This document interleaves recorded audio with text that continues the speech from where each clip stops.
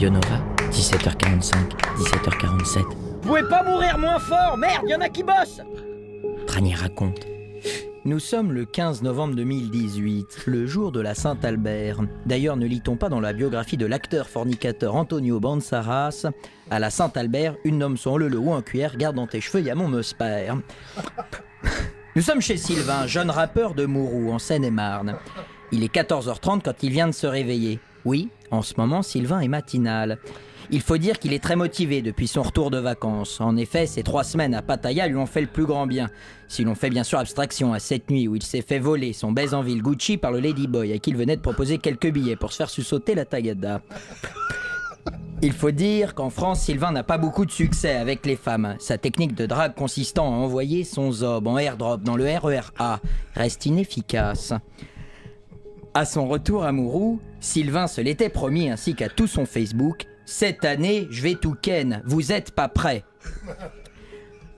En cet après-midi de 15 novembre, quand il ouvre les yeux, son téléphone n'a cessé de sonner. Message, appel, tweet, quelque chose de grave vient de se passer. Il le sait, il le sent. Il décide donc d'aller voir et là, la nouvelle tombe comme un coup de massue.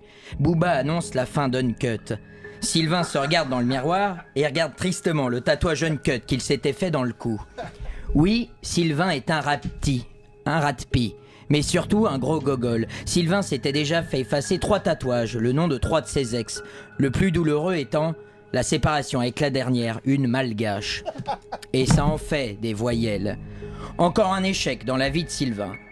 Cette fois ça suffit la honte, ça suffit les échecs, plus jamais la prison. Oui, Sylvain avait fait 3 mois de prison car il s'était fait gauler à taguer son surnom, Monoc, sur toutes les voitures de la police municipale.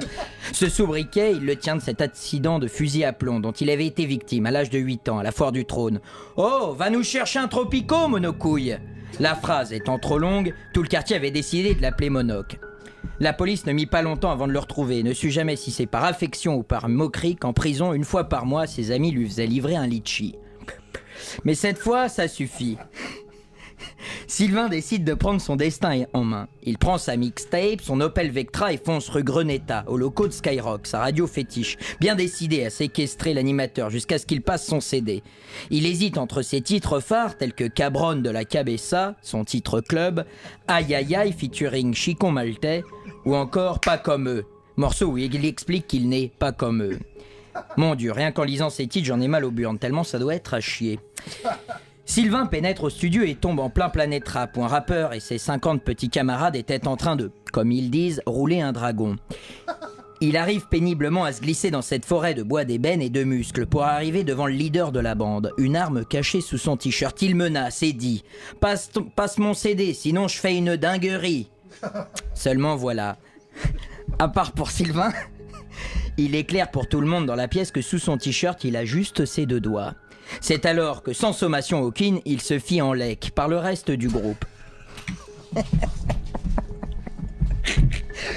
Aujourd'hui encore, le médecin légiste donne des conférences pour expliquer comment retirer des clés d'une Opel Vectra du trou de balle d'un mort.